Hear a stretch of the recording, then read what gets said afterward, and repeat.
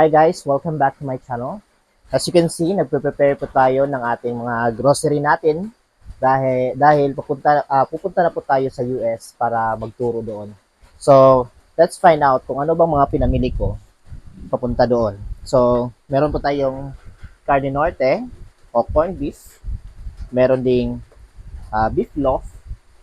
And, syempre, mga fresh tuna at hindi mawawala yung sardinas. So, meron din po tayo mga sabon. At dito naman, meron tayong mga pancit canton at mga noodles. So, kailangan ito para meron tayong ulam doon for 3 months dahil pagpunta doon, mauubos talaga ang ating pera sa rent, rent, car, and marami tayong babayaran doon. So, kailangan tayong magtipid. So, meron din akong kape dahil coffee lover din ako. And, ngayon, nag-aayos pa ako.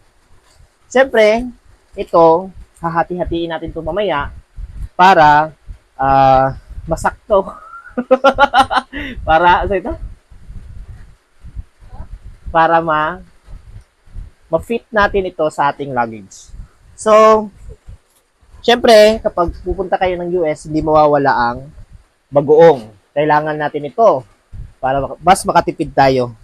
Sa sabon, katulad nito, kailangan nakapack ito ng newspaper or papel para hindi mag-amoy sa loob ng ating mga bagahe.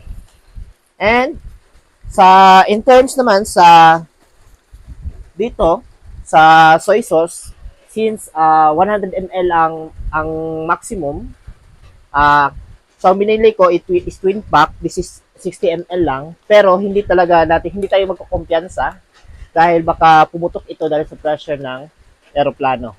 So, kailangan natin itong ipack at saka ilagay sa cellophane. So, i-update ko lang po kayo kapag natapos na natin mag-arrange ito. And, thank you!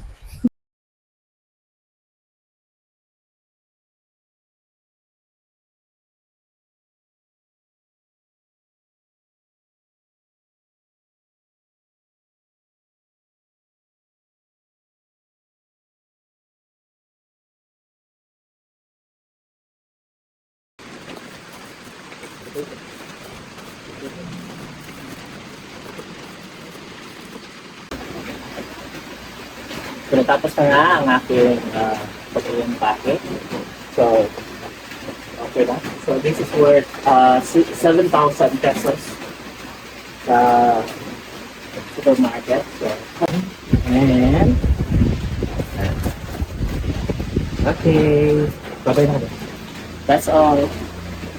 See you next vlog. Bye-bye.